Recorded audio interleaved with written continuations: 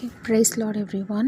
So இந்த நாளில் கூட நம்ம குழந்தை பாக்கியத்திற்காக வெயிட் பண்ணுகின்ற ஒவ்வொரு சகோதரிகளுக்காக இந்த தியான ஜெபம் எடுக்கப் போகிறோம். நம்ம கர்த்தருடைய சமூகத்தில் அமர்ந்திருந்து கர்த்தரை நோக்கி நாம் பார்க்கலாம். ஒரு இடத்துல அமைதியான ஒரு இடத்துல அமர்ந்திருந்து கர்த்தருக்கும் நமக்கும் ஒரு நல்ல ஒரு கனெக்ஷன் உண்டாகும்படியாக அவருடைய சமூகத்தில் அமர்ந்திருப்போமா? மன அமைதியோடு கூட நம்ம எல்லா டென்ஷன்ஸ், கவலைகள், கஷ்டங்கள், பாரங்கள் எல்லாவற்றையும் அவருடைய சமூகத்தில் இறக்கி வைத்து விட்டு இந்த நாளில் கர்த்தர்கிட்ட நம்ம பேச போகிறோம். அவருடைய சமூகத்தில் அவரை நோக்கி நாம் பார்க்க போகிறோம். நாம் ஒரு அதிகாரத்தை வாசிக்கலாம். சாமுவேல் 1ஆம் அதிகாரம். இது எல்லாருக்குமே தெரிந்த ஒரு விஷயம். அன்னாளை குறித்ததான ஒரு சம்பவம் இல்லையா? ஸோ மறுபடியுமாக நம்ம அதை தியானிக்க போகிறோம்.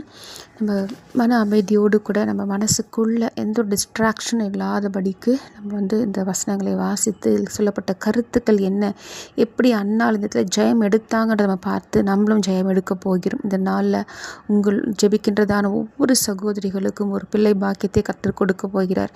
நீங்கள் பண்ணுற இந்த ஜெபத்தில் தான் இருக்கிறது. உங்களுக்கும் பரலோகத்துக்கும் ஒரு கனெக்டிவிட்டி உண்டாகணும், ஒரு கனெக்ஷன் உண்டாகணும்.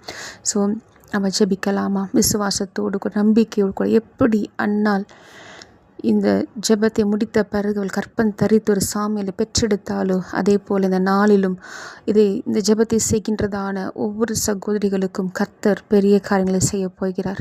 பரிசுத்த ஆவியானவர் பெரிய காரியங்களை செய்ய போகிறார். நாம் விசுவாசிப்போமா? விசுவாசித்தவளே பாக்கியவதி என்று நாம் பார்க்கிறோம். இந்த நாளிலும் கர்த்தர் மகா பெரிய அற்புதத்தை செய்வதற்கு நாம் விட்டு கொடுப்போம். ஹல்லேலூயா. ஓகே, 1 சாமுவேல் 1ஆம் அதிகாரத்தில் நாம் வாசிக்கிறோம். இங்கே எல்கானா குறித்து பார்க்குறோம் இல்லையா? ஸோ எல்கானுடைய ஃபேமிலி குறித்து பார்க்குறோம். ஸோ எல்கானாவுக்கு 2 மனைவிகள் இருந்தார்கள். ஒருத்தி பேர் அன்னாள், மற்றவள் பேர் பெனினாள். பெனினாளுக்கு பிள்ளைகள் இருந்தார்கள், அன்னாளுக்கோ பிள்ளை இல்லை. அந்த மனுஷன் சீலோவிலே சேனைகளின் கர்த்தரை பணிந்து கொள்ளவும் அவருக்கு பலியிடவும் வருஷந்தோறும் தன் ஊரில் இருந்து போய் வருவான். அங்கே கர்த்தரின் ஆசாரியரான ஏலின் 2 குமாரராகிய ஓப்னியும் பினெகாசும் இருந்தார்கள். அங்கே எல்கானா பலியிடும் நாளிலே அவன் தன் மனைவியாகிய பெனினாளுக்கும் அவளுடைய எல்லா குமாரருக்கும் குமாரத்திகளுக்கும் பங்கு போட்டு கொடுப்பான். ஸோ எல்கானா என்ன பண்ணுவான்? 2 மனைவிகள் இருந்தாங்க இல்லையா? அப்போ வருஷந்தோறும் கர்த்தரை பணிந்து கொள்வதற்கு, கர்த்தருக்கு பலிடுவதற்கு எங்கே போவான்? தன் ஊர்லேருந்து போய் வருவான். வருஷந்தோறும் அவன் பலிடுவதற்காக என்ன பண்ணுவான்? போயிட்டு வருவான்.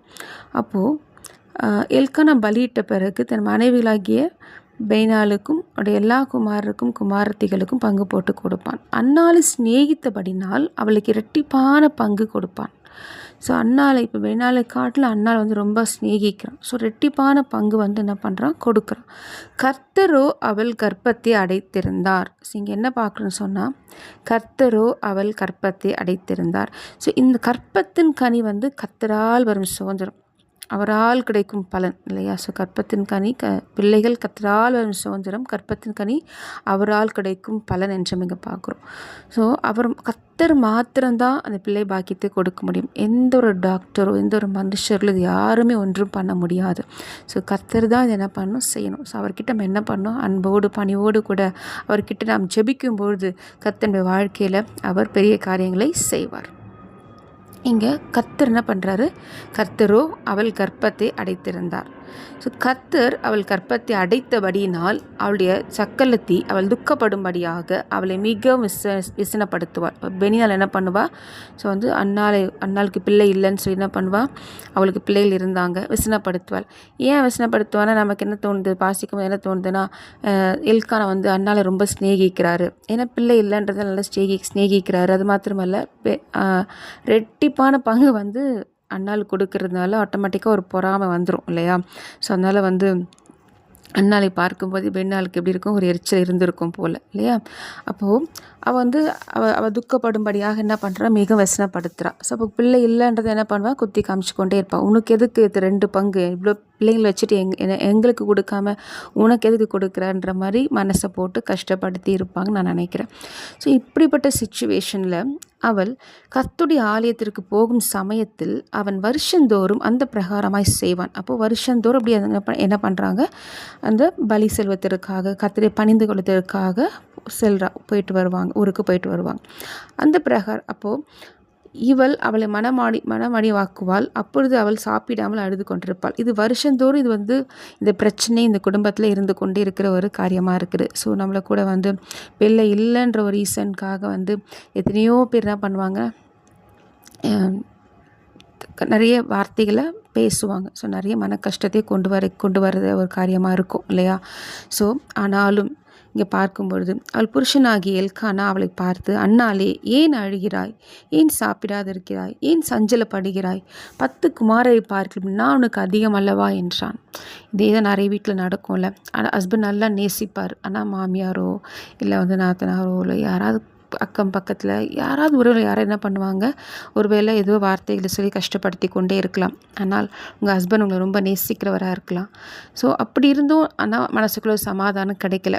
ஹஸ்பண்ட் நம்மளை நேசித்தாலும் ஒரு சமாதானம் கிடைக்காம இருக்கலாம். இப்படிப்பட்ட சுச்சுவேஷனில் நீங்கள் இருக்கலாம். இப்போ நம்ம தொடர்ந்து நீங்கள் பார்க்கும்போது என்ன நடக்குது நீங்கள் பார்ப்போமா? 1ஆம் வசனத்தில், சீலோவிலே அவர்கள் புசித்து குடித்த பின்பு அன்னாள் எழுந்திருந்தாள். ஆசிரியனாகிய ஏலி கர்த்தருடைய ஆலயத்தின் வாசலிலே ஒரு ஆசனத்தின் உட்கார்ந்திருந்தான். இப்போ அந்த சர்ச்சில் இவங்க பலியிட்டு எல்லாம் ஒரு எல்கானா பங்கு போட்டு கொடுத்துட்டாரு. அன்னாளுக்கு ரெட்டிப்பான பங்கு கொடுத்தாரு. வேணாளுக்கும் பிள்ளைகளுக்கும் கொடுத்தாச்சு. எல்லாம் சாப்பிட்டுட்டு முடித்த பின்பு இங்கே பார்க்குறோம், சீலோவிலே அவர்கள் புசித்து குடித்த பின்பு நீங்கள் பார்க்குறோம் 9ஆம் வசனத்தில் அன்னாள் எழுந்திருந்தால் சொல்லி இங்கே பார்க்குறோம். அப்போ அன்னாள் எழுந்திருந்தாள்ன்ற வார்த்தையை பார்க்கும்பொழுது அவள் சாதாரணமாக எழுந்திருக்கலை. அவள் என்ன பண்ணுறா, ஒரு மனசில் ஒரு தீர்மானத்தோடு கூட ஒரு உறுதியான ஒரு நிலைப்பாட்டோடு கூட என்ன பண்ணுறாங்க, எழுந்திருக்கிறா. அவள் எழுந்திருந்தால் இங்கே வாசிக்கும் பொழுது ஒரு வருஷந்தோறும் அவங்க ஜெபித்தாங்க தான். பட் ஆனால் எந்த வருஷமும் அவளுக்கு பலன் கொடுக்கலை. ஆனால் இந்த டைமில் இங்கே பார்க்கும் பொழுது அன்னாள் எழுந்திருந்தால், அப்போது அவள் தீர்மானத்தோடு கூட என்ன பண்ணுறா, அவள் எழுந்திருக்கிறா. பரலோகத்துக்கும் அவளுக்கும் ஒரு உறவு ஏற்படும்படியாக, பரலோகத்தை அசைக்கும்படியாக என்ன பண்ணுறா, அன்னாள் எழுந்திருக்கிறாள். இந்த இடத்துல எழுந்திருந்தாள். நம்ம தொடர்ந்து வாசிக்கும் அதை பார்க்க முடியும். ஸோ அன்னாள் எழுந்திருந்தாள். அப்போது அந்த கவலைகள், கஷ்டங்கள், பாரலை விட்டு எல்லாற்றையும் எழுந்திருந்து என்ன பண்ணுற நம்ம பார்ப்போமா? ஆசனாகி அப்போது அவள் போய் மனம் கசந்து மிகவும் அழுது அந்த சர்ச்சில் அந்த ஆலயத்தில் ஒரு ஆசனத்து மேலே ஏலி ஆசாரன் உட்கார்ந்துருக்கு. அவர் ஒரு பக்கம் உட்கார்ந்துருக்கிறாரு. இவன் என்ன பண்ணுறா, எழுந்திருந்து அவள் போய் மனம் கசந்து மிகவும் அழுது கர்த்தரை நோக்கி விண்ணப்பம் பண்ணி, அப்போ அவள் உள்ளத்துக்குள்ளே அவ்வளோ பாரம் இருந்திருக்கும். இப்போ மனம் கசந்து மிகவும் அழுது அப்போ கர்த்தரை நோக்கி என்ன பண்ணுறாங்க, அன்னாள் விண்ணப்பம் பண்ணுறாங்க. அப்போது என்ன நடக்குதுன்னு பார்க்கும்பொழுது 11ஆம் வசனத்தில், சேனின் கர்த்தாவே தேவரீர் அவட பண்ணுற ஜபத்தை நம்ம பார்ப்போமா? என்ன பண்ணாங்கன்ற ஜபத்தை நம்ம பார்ப்போமா? சேனின் கர்த்தாவே தேவரீர் உம்முடைய அடியாளின் சிறுமையை கண்ணோக்கி பார்த்து உம்முடைய அடியாளை மறவாமல் நினைந்தருளி உமது அடியாளுக்கு ஒரு ஆண் பிள்ளையை கொடுத்தால் அவன் உயிரோடு இருக்கும் சகல நாளும் நான் அவனை கர்த்தருக்கு ஒப்பு கொடுப்பேன். அவன் தலையின் மேல் சவரகன் கத்தி படுவதில்லை என்று ஒரு பொருத்தனை பண்ணினாள். இப்போ இங்கே என்ன பண்ணுறான், அன்னாள் எழுந்திருந்தாள்னா சாதாரணமாக எழுந்துக்கல, அவள் ஒரு ஜபத்தை பண்ணுறா. அவள் பண்ணுறதுக்கு முன்னாடி மனம் கசந்து மிகவும் அழுது கர்த்தரை நோக்கி அவள் என்ன பண்ணுறான்னு பார்த்தீங்கன்னா, தேவரீர் உம்முடைய அடியாளின் சிறுமையை கண்ணோக்கி பார்த்து உம்முடைய அடியாளை மறவாமல் நினைந்தருளி உமது அடியாளுக்கு ஒரு ஆண் பிள்ளையை கொடுத்தாள். நீங்கள் நினச்சி ஒரு ஆண் பிள்ளை கொடுத்தீங்கன்னு சொன்னால் அவன் உயிரோடு இருக்கும் சகல நாளும் நான் அவனை கர்த்தருக்கு ஒப்பு கொடுப்பேன். அவன் தலையின் மேல் சவரகன் கத்தி படுவதில்லை என்று ஒரு பொருத்தனை பண்ணினாள். இந்த இடத்துல அருமையான ஒரு ஜபத்தை செய்கிறாங்க. அவள் எழுந்திருந்து பரலோகத்தை அசைக்கும்படியாக எழுந்திருந்து அவள் என்ன பண்ணுறா, ஒரு பொருத்தனை பண்ணி ஜபிக்கிறாங்க. அவள் கர்த்தருடைய சந்நிதியில் வெகு நேரம் விண்ணப்பம் பண்ணுகிற போது ஏலி அவள் வாயை கவனித்து கொண்டிருந்தான். அன்னாள் தன் இருதயத்திலே பேசினாள். அவளுடைய உதடுகள் மாத்திரம் அசைந்தது. அவள் சத்தமோ கேட்கப்படவில்லை. ஆகையால் அவள் வெறித்திருக்கிறாள் என்று ஏலி நினைத்து அவளை நோக்கி, நீ எதுவரைக்கும் வெறித்திருப்பாய்? உன் குடியை உன்னை விட்டு விலக்கு என்றான். அதற்கு அன்னாள் பிரதியுத்தரமாக, அப்படி அல்ல என் ஆண்டவனே, நான் மனக்லேசம் உள்ள ஸ்திரீ. நான் திராட்சரசமாகிலும் மதுவாயிலும் குடிக்கவில்லை.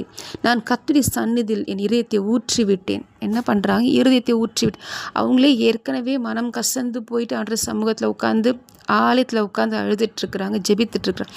அங்கேயும் அவங்கள புரிஞ்சிக்காம ஏலி அந்த ஆசாரி என்ன பண்ணுறாரு, என்ன நீ குடிச்சிருக்கிறியா, நீ வெறுத்திருக்கிறியா சொல்லி என்ன பண்ணுறாரு கேட்குறாரு. அப்போ எங்கே போனாலும் ஒரு பெண்ணுக்கு ஒரு கஷ்டங்கள் இருக்க தான் செய்யுதுல. எந்த ஒரு மனுஷனுமே ஒரு அண்டர்ஸ்டாண்ட் பண்ணிக்கவே மாட்றாங்க. ஸோ எங்கே போனாலும் இந்த ஒரு கஷ்டங்கள் இருக்க தான் செய்கிறது. அவள் என்ன அவளே மன கஷ்டத்தில் அழுதுட்டு இருக்கிறா. நீ என்ன குடிச்சிருக்கிறியா, வெறுத்து இருக்கிறியா சொல்லி கேட்குறாங்க. அப்போவும் அவள் என்ன பண்ணுறா, பொறுமையாக பதில் சொல்கிறான். அதற்கு அண்ணாள் பிரதி உத்தரமாக, அப்படி அல்ல ஆண்டவனே, நான் மனக்லேசம் உள்ள ஸ்திரீ, நான் திராட்சரசமாகிலும் மதுவாகிலும் குடிக்கவில்லை, நான் கர்த்தருடைய சந்நிதியில் என் இதயத்தை ஊற்றி விட்டேன். ஸோ அழகாக பொறுமையாக பதில் சொல்லிட்டு, நீ நினைக்கிற மாதிரி நான் கிடையாது, நான் என்ன பண்ணேன், நான் மனக்லேசம் உள்ள ஒரு ஸ்திரீ, நானே மன கஷ்டத்தில் இருக்கிறேன், என்னுடைய இருதயத்தை என்ன பண்ணான்ற சமூகத்தில் ஊற்றி விட்டேன். அப்போது அவள் மைண்டில் அவ்வளோ வேதனைகள், அவ்வளோ வார்த்தைகள் தாங்கிட்டு இருந்த அதோட மனசில் இருந்த எல்லா காயங்கள், கண்ணீர்கள், கஷ்டங்கள் எல்லாவற்றும் டீப் ஹர்ட்ஸ், அது ஆழமான காயங்கள், அது எல்லாவற்றையும் என்ன பண்ணிட்டேன், கர்த்தருடைய சன்னிதானத்தில் ஊற்றி விட்டாள், கம்ப்ளீட்டாக ஊற்றிட்டாள். இப்போ என்ன பண்ணுறாங்கன்னா, உங்களுடைய அடியாளை பேலியாளின் மகளாக எண்ணாதேயும், மிகுதியான விசாரத்தினாலும் கிளேசத்தினாலும் இந்நேரம் மட்டும் விண்ணப்பம் பண்ணினேன் என்றாள். அவள் அழகாக எக்ஸ்பிளைன் பண்ணிவிட்டு, அதற்கு ஏலிக்கு இப்போ தான் புரியுது, ஓகே அவங்க குடிக்கலை, அவங்க ஜெபம் தான் பண்ணியிருக்கிறான்னு சொல்லி புரிந்து கொள்கிறாங்க. அப்போது ஏலி அந்த ஆசாரி என்ன பண்ணுறாரு, சொல்கிறார், சமாதானத்துடனே போ, நீ இஸ்ரவேலின் தேவனிடத்தில் கேட்ட உன் விண்ணப்பத்தின்படி அவர் உனக்கு கட்டளையிடுவாராக என்றான். நீ 17ஆம் வசனத்தில் வாசிச்சு பாருங்கள், 1 சாமுவேல் 1ஆம் அதிகாரம் 17ஆம் வசனத்தில், நீ இஸ்ரவேலின் தேவனிடத்தில் கேட்ட, யார்கிட்ட கேட்டிருக்காங்க, இஸ்ரவேலின் தேவனிடத்தில் கர்த்தராகிய இயேசு கிறிஸ்துவில் கேட்ட உன் விண்ணப்பத்தின்படி அவர் உனக்கு கட்டளையிடுவாராக. கல்லுக்கிட்டேயோ மண்ணுக்கிட்டேயோ மரத்திலும் நின்று அவங்க கேட்கல, இஸ்ரவேலின் தேவனாகிய உயிருள்ள ஜீவனுள்ள தேவன் கிட்டதான் என்ன பண்ணுறாவ கேட்குறா. ஸோ இப்போ ஏலி சொல்கிறார், நீ சமாதானத்துடனே போ, நீ இஸ்ரவேல் தேவனிடத்தில் கேட்ட உன் விண்ணப்பத்தின்படி அவர் உனக்கு கட்டளையிடுவாராக என்றான். அப்பொழுது அவள், உம்முடைய அடியாளுக்கு உம்முடைய கண்களில் தயை கிடைக்க கடவது என்றாள். பின்பு அந்த ஸ்திரீ புறப்பட்டு போய் போஜனம் செய்தாள். அப்போது எல்லாருமே சாப்பிட்டு அந்நாள் எழுந்திருந்தால் சொல்லிட்டு வாசிச்சோமே 9ஆம் வசனத்தில், சீலோவிலே அவர்கள் புசித்து குடித்த பின்பு, அப்போ எல்லாருமே புசித்து கொடுத்துருக்காங்க. அப்போ அந்நாள் எழுந்திருந்தால் சொல்லி இங்கே பார்க்குறோம். ஆனால் அந்நாள் என்ன பண்ணல, சாப்பிடாமல் என்ன பண்ணியிருக்கிறா, அந்த போஜனத்தை ஒதுக்கி வைத்துட்டு அன்றைக்கிட்ட ஓடி வந்திருக்கிறா. அப்போ இங்கே எல்லா ஜபத்தை பண்ணி முடிச்சுட்டு போகும்பொழுது அந்த ஆசாரங்கிட்ட அந்த வார்த்தையை வாங்கிட்டு புறப்பட்டு வரும்பொழுது அவன் என்ன பண்ணுறா, போஜனம் பண்ணுறா. அப்பொழுது அவள், உங்களுடைய அடியாளுக்கு உடைய கண்ணிலே தயை கிடைக்க கடவுது என்றால், பின்பு அந்த ஸ்ரீ புறப்பட்டு போய் போஜனம் செய்தால் சொல்லி 18ஆம் வசனத்தில் வாசிக்கிறோம். அப்புறம் அவள் துக்க முகமாக இருக்கவில்லை. நல்லா புரிஞ்சுக்கோங்க, அவங்க ரொம்ப கஷ்டத்தில் இருந்தாங்க. அந்நாள் எல்லாருமே அவங்கள அது அவங்களுடைய சக்கலத்தி எல்லாருமே வார்த்தையினால கொன்றாங்க. பிள்ளை இல்லைன்ற ஒரு ரீசனுக்காக அவங்க ரொம்ப கஷ்டத்தில் இருந்தாங்க. ஆனால் அவன் என்ன பண்ணுறா, அவன்கிட்ட போயிட்டு நிறுத்தி ஊற்றி விட்டு ஒரு பொருத்தனை பண்ணான். என்ன பொருத்தனை பண்ணுறான், எனக்கு ஒரு ஆண் பிள்ளையை கொடுத்தீங்கன்னு சொன்னால் உமக்கே உயிரோடு இருக்க மாட்டேன்னு என்ன பண்ணுவாங்கன்னா உமக்கே கொடுப்பேன்னு சொல்லி அங்கே பரலோகத்தை அசைக்கும்படியான, பரலோகத்துக்கும் அவளுக்கும் ஒரு கனெக்ஷன் உண்டாகும்படியாக, ஒரு ரிலேஷன்ஷிப் உண்டாகும்படியான ஒரு பொருத்தனை பண்ணி ஒரு ஜெபத்தை செய்கிறாங்க. அதுக்கப்புறம்தான் என்ன ஆகுதுன்னா, இங்கே பார்க்கும் பொழுது இதெல்லாம் செஞ்சு முடிச்சுட்டு வந்த பிறகு அவங்க துக்கமுகமாக இருக்கவில்லை. ஜெபத்தெல்லாம் பண்ணி முடிச்சு வந்த பிறகு சாப்பிட்றாங்க. அதுக்கப்புறம் துக்கமுகமாக இருக்கவில்லை. அவர்கள் அதிகாலையில் எழுந்து கர்த்தரை பணிந்து கொண்டு ராமாவில் இருக்கிற தங்கள் வீட்டுக்கு திரும்பி போனார்கள். எல்கானா தன் மனைவியாகிய அன்னாளை அறிந்தான். கர்த்தர் அவளை நினைத்தருளினார். என்ன பண்ண, கர்த்தர் அவளை நினைத்தருளினார். சில நாள் சென்ற பின்பு அன்னாள் கர்ப்பவதியாகி ஒரு குமாரனை பெற்று கர்த்தரிடத்தில் அவனை கேட்டேன் என்று சொல்லி அவனுக்கு சாமுவேல் என்று பெயரிட்டார்ப்பா. எவ்வளோ அற்புதம்ல. அவங்க எவ்வளோ கஷ்டத்தில் இருந்தாங்க. ஆனால் அவங்க ஒன்று செஞ்சாங்க, பரலோகத்தை அசைக்கும்படியான ஒரு ஜெபத்தை செய்வதற்காக எழுந்து போயிட்டு அந்த இருதயத்தில் நல்லா அழுது, இருதயத்தெலாம் ஊற்றி நல்லா அழுது, மனம் கசந்து அழுது ஒரு விண்ணப்பம் பண்ணுறாங்க. எனக்கு ஒரு ஆண் பிள்ளையை கொடுத்தீங்கன்னு சொன்னால் நமக்கே நான் திரும்ப கொடுப்பேன், உண்மைக்கே நான் திரும்ப கொடுப்பேன்ற பொருத்தனை பண்ணின பிறகு அந்த பரலோகத்துக்கும் அவளுக்கும் ஒரு நல்ல ஒரு கனெக்ஷன் உண்டாகுது. அங்கே பரலோகம் அசைக்கப்படுகிறது. அந்த ஜெபத்திற்கு ஒரு பதில் கடந்து வந்தது. அதுக்கப்புறம் அவள் துக்கமுகமாக இருக்கவில்லை. அவளுக்கு நம்பிக்கை கிடச்சிருச்சு. அது இருதயத்தை ஊற்றின பிறகு அவளுக்கு ஒரு நல்ல ஒரு நம்பிக்கை கிடச்சிருச்சு. அதுக்கப்புறம் போஜனம் செய்கிறா. அதுக்கப்புறம் துக்கமுகமாக இருக்கல. அவள் சொன்னது போலவே எப்படி ஜெபம் பண்ணிட்டு வந்தாலோ அதே போல் சில நாள் சென்ற பின்பு கர்த்தர் அன்னாள் கர்ப்பவதி ஆகிய ஒரு குமாரனை பெற்று கர்த்தரிடத்தில் அவனை கேட்டேன் என்று சொல்லி அவனுக்கு சாமுவேல் என்று பெயரிட்டார். அப்போ சில நாள் சென்ற பின்மா ரொம்ப சில ஆண்டுகள் கழிக்கலை, சில நாள் தான் இங்கே போடப்பட்டிருக்குது. அப்போ கொஞ்ச நாட்களுக்குள்ளாகவே சில மாதங்களுக்குள்ளாகவே கூட இருக்கலாம். ஏன்னாச்சு அவங்களுக்கு கர்ப்பவதி ஆகிய ஒரு குமாரனை பெற்று எடுக்கிறாங்க, இல்லை கற்பம் தரிக்கிறாங்க. ஸோ கர்த்தர் அவளை நினைத்தரலாம். இப்போ உங்களையும் கர்த்தர் நினைத்தரல வேண்டும் என்று சொன்னால் எழுந்திருங்கள், எழும்பி பிரகாசி, உன் ஒளி வந்தது. இந்த நாளில் கூட வருஷந்தோறும் நம்ம ஜெபித்திருக்கலாம். இந்த வருஷத்து இந்த ஜெபத்தை செய்கிறதான இந்த வேலையில் ஒரு பொருத்தனையோடு கூட கர்த்தருக்கும் உங்களுக்கும் ஒரு நல்ல ஒரு பரலோகத்தை அசைக்கக்கூடிய ஒரு ஜெபமாக ஒரு ஜெபத்தை செய்யுங்க. எப்படி அன்னால் பொருத்தனை பண்ணினார்களோ அதே போல் எனக்கு ஒரு ஆண் பிள்ளையை கொடுத்தீங்கன்னு சொன்னால், எனக்கு ஒரு பிள்ளையை கொடுத்தீங்கன்னு சொன்னால் உமக்கே நான் கொடுப்பேன்னு சொல்லி கர்த்தருக்கென்று அர்ப்பணித்து நீங்கள் ஜெபித்து பாருங்கள். ஒரு ஊழியக்காரனாக உமக்கென்று அர்ப்பணிக்கிறேன் ஆண்டவரேன்னு சொல்லி ஜெபித்து பாருங்கள். கர்த்தர் பெரிய காரியங்களை செய்வார். அதே போல் எல்கானா என்பவன் கர்த்தருக்கு வருஷாந்தரம் செலுத்தும் பலியையும் தன் பொருத்தனையும் செலுத்தும்படியாக தன் வீட்டார் அனைவரோடு கூட போனான். நெக்ஸ்ட் இயர் வந்துருச்சு. அப்போது திருப்பி அவர் ஆஸ் யூஷுவல் என்ன பண்ணுறார் எல்கானா, அவர் ரொம்ப கர்த்தருக்கு பயந்த மனுஷனாக இருக்கிறார் நினைக்கிறேன். கர்த்தருக்கு அழகாக அவர் பணிந்து கொள்றதை, கர்த்தருக்கு பலியிடுறதை இங்கே பார்க்க முடிகிறது. ஸோ எல்கானா என்ன பண்ணுறாரு, வருஷந்தோறும் செலுத்தும் பலியையும் தன் பொருத்தனையும் செலுத்தும்படியாக தன் வீட்டார் அனைவரோடு கூட போனான். அந்நாள் கூட போகவில்லை. அவனால் என்ன பண்ணுறாங்க, கூட போகலை. அவள் பிள்ளை பால் மறந்த பின்பு அவன் கர்த்தரின் சந்நிதியிலே காணப்படவும் அங்கே எப்பொழுதும் இருக்கவும் நான் அவனை கொண்டு போய் விடுவேன் என்று தன் புருஷனிடத்தில் சொன்னாள். அப்பொழுது அவள் புருஷனாகிய எல்கானா அவளை நோக்கி, நீ உன் இஷ்டப்படி செய்து அவனை பால் மறக்க பண்ணு மட்டும் இரு, கர்த்தர் தம்முடைய வார்த்தையை மாத்திரம் நிறைவேற்றுவாராக என்றான். இங்கே அந்த பொருத்தனை பண்ணிட்டு வரா, அண்ணால் பொருத்தம் பண்ணிட்டு வரா. அதுக்கு அதே மாதிரி குழந்தை பிறகு சாமியில் பெற்று எடுக்கிறாங்க. அகெயின் அந்த பலியிட போகும்பொழுது அவன் கூட போகலை. ஏன்னு சொன்னால் சின்ன குழந்தையாக இருக்கிறதுனால பால் மறக்க பண்ணி அது என்ன பண்ணேன், நான் அவன் பிள்ளை என்ன பண்ணேன், பால் மறக்க பண்ணி கொண்டு நான் அங்கேயே விடணும், அதுக்காக என்ன பண்ணேன், இப்போ நான் வரலன்னு சொல்லி அவங்க புருஷன்கிட்ட சொல்கிறாங்க. இங்கே இந்த கான்வர்சேஷனை பார்க்கும்பொழுது ஒரு கர்த்தருக்கு பயப்படுற ஒரு புருஷனாக, ஒரு கர்த்தருக்கு பயப்படுற ஒரு மனைவியாக, இந்த பொறுத்து நிறைவேற்றிக்கிற ஒரு குடும்பமாக இங்கே பார்க்க முடிகிறது. கர்த்தருக்கு இம்பார்ட்டன்ஸ் கொடுக்குற ஒரு ஃபேமிலியாக இங்கே பார்க்க முடிகிறது இல்லையா. ஒரு வேளை புருஷன் போகிறான்னு சொல்லி இவளும் கூட போகலை, ஒரு ராங் டெசிஷன் அவள் எடுக்கலை. அழகாக டெசிஷன் ஒரு ஃபேமாக அழகாக டெசிஷன் எடுக்கிறது இங்கே பார்க்க முடிகிறது அன்னால். ஸோ நீங்கள் போங்க, நான் வரல, நான் தனியாக தான் இருக்கணும், பரவாயில்ல, கஷ்டம்தான், பரவாயில்ல, பிள்ளை என்ன பண்ணுறேன், பால் மறக்க பண்ணு மட்டும் நான் இருந்து அதுக்கப்புறம் என்ன பண்ணுறேன், நான் கொண்டு போய் நாங்கள் விடணும் அப்படின்னு சொல்லி அவன் எப்பொழுதுமே அங்கே இருக்கணும் இல்லையா, அதனால் கொண்டு போய் விடணும்னு சொல்லி இந்த டைம் அவள் புருஷன் கூட போகாமல் அவன் என்ன பண்ணுறா, குழந்தையோடு கூட இருந்து அவன் அவளை பால் மறக்க பண்ண பின்பு 24ஆம் வசனத்தில் 3 காளைகளையும் ஒரு மரக்கால் மாவையும் ஒரு துருத்தி திராட்சை ரசத்தையும் எடுத்துக்கொண்டு அவனையும் கூட்டிக் கொண்டு சீலோவில் இருக்கிற கர்த்தருடைய ஆலயத்துக்கு போனாள். பிள்ளை இன்னும் குழந்தையாக இருந்தது. இவ்வளோ கஷ்டம் இல்லை, ஒரு குழந்தை கேட்டு பெற்று எடுக்கிறாங்க. அது பால் மறந்து கொஞ்சம் அது குழந்தையாக தான் இருக்குது. அந்த குழந்தை கொண்டு போய் திருப்பி தூரத்தில் போயிட்டு ஒரு ஆலயத்தில் விட்டுட்டு இருக்கிறோன்னு சொன்னால் எவ்வளோ ஒரு தாயுடைய உள்ளம் கஷ்டமாக இருக்கும்ல. உண்மையிலே ஒரு தாய்க்கு தான் அது தெரியும் அந்த கஷ்டம். ஆனால் அவங்க பொறுத்து நம்ம பண்ணது என்ன பண்ணுறாங்க, இங்கே கணவன் மனைவியாக நிறைவேற்றுறாங்க. ஸோ அவர்கள் ஒரு காளையை பலியிட்டு பிள்ளையை ஏறிடத்தில் கொண்டு விட்டார்கள். அப்போது அந்த பிள்ளை என்ன பண்ணுறாங்க, பொருத்தனை பண்ணது போல் அந்த குழந்தைய கர்த்தர்கிட்ட அந்த ஆலயத்தில் கொண்டு விடுறாங்க. அப்பொழுது அவள், என் ஆண்டவனே, இங்கே அண்டையில் நின்று கர்த்தரை நோக்கி விண்ணப்பம் பண்ணின ஸ்திரீ நான் தான் என்று என் ஆண்டவனாகி உம்முடைய ஜீவனை கொண்டு சொல்லுகிறேன். இந்த பிள்ளைக்காக விண்ணப்பம் பண்ணினேன். நான் கர்த்தரிடத்தில் கேட்ட என் விண்ணப்பத்தின்படி எனக்கு கட்டளையிட்டார்.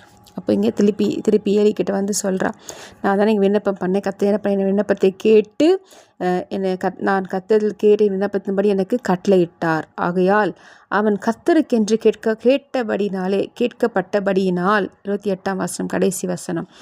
ஆகையால் அவன் கர்த்தருக்கென்று கேட்கப்பட்டபடியினால் அவன் உயிரோடு இருக்கும் சகல நாளும் அவனை கர்த்தருக்கே ஒப்பு கொடுக்கிறேன் என்றாள். அவன் உயிரோடு இருக்கும் சகல நாளும் கர்த்தருக்கே ஒப்பு கொடுக்கிறேன் என்றால் அவன் அங்கே கர்த்தரை பணிந்து கொண்டான்.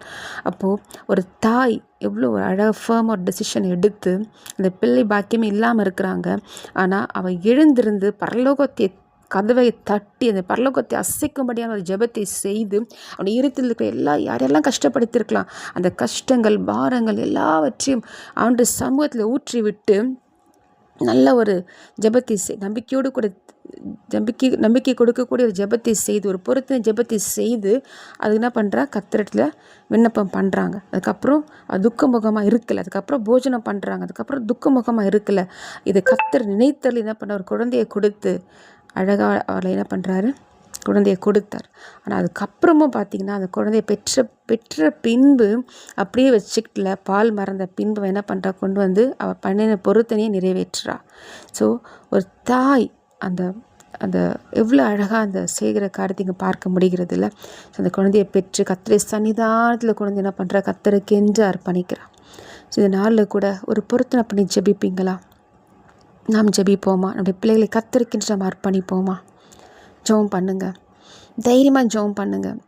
நீங்கள் எனக்கு ஒரு ஆண் பிள்ளை கொடுத்தீங்கன்னு சொன்னால் அதை உமக்கே நான் கொடுக்குறேன் ஆண்டவரேன்னு சொல்லி அதை நீங்கள் ஒப்பு கொடுத்து பாருங்கள். கர்த்தர் ஊழியத்திற்கு என்று எங்கேயும் போய் நீங்கள் விட வேண்டாம். கர்த்தருக்கென்று ஊழியத்திற்காக ஒப்பு கொடுத்து ஜெபம் பண்ணி பாருங்கள். நல்லபடியாக வளர்த்து கர்த்தருக்கென்று வளர்த்து வாங்க. கர்த்தர் அவர் டோர்ஸ் ஓப்பன் பண்ணுவார். அவருடைய ஊழியங்களை செய்வதற்கான காரியங்களை கர்த்தர் சொல்லி கொடுப்பார்.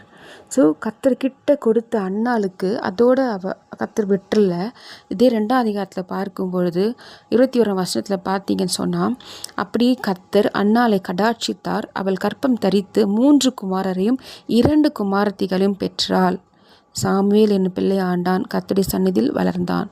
அப்போ ஆண்டவர் அப்படியே விட்டுற மாட்டார். ஆண்டருக்காக ஒரு சின்ன விஷயத்தை நம்ம செய்யும் பொழுது, ஒரு சின்ன விஷயமோ பெரிய விஷயமோ கர்த்தருக்காக நம்ம செய்யும் பொழுது கர்த்தர் விட்டுறவே மாட்டார். 5 பிள்ளைகள் ஆண்டவர் என்ன பண்ணுறாரு கொடுக்குறார். 3 குமாரர்கள் 2 குமாரத்திகள், அதுக்கப்புறம் சாமுவேல் 6 பிள்ளைங்களை ஆண்டவர் கொடுத்து அன்னாலையும் எல்கானவங்க ஆசீர்வதிக்கிறீங்க பார்க்க முடிகிறது. ஸோ இன்றைக்கி உங்கள் பிள்ளை பாக்கியம் இல்லாமல் ஒவ்வொரு வருஷமும் தவித்து கொண்டிருக்கீங்களா? ஒவ்வொரு மாதமும் நீங்கள் வந்து எக்ஸ்பெக்ட் பண்ணி இது என்ன இது நடக்கவில்லை என்று சொல்லி அங்கலாய்த்து கொண்டிருக்கிறீங்களா?